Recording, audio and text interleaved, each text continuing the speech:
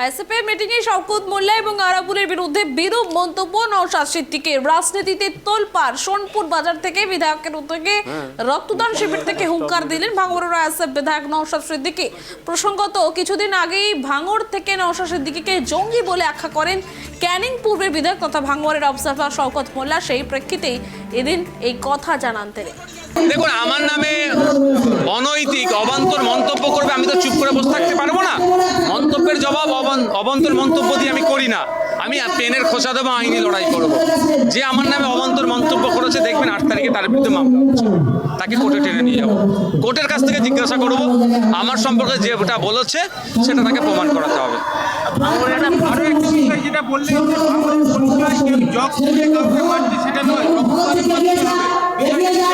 দেখুন, এমনভাবে ভাঙড়কে দেখাতে চাই, কিছু নেতাকে দেখিয়ে ভাঙড়কে রিপ্রেজেন্ট করতে চাই, আমরা সেটা দেখাতে চাই না।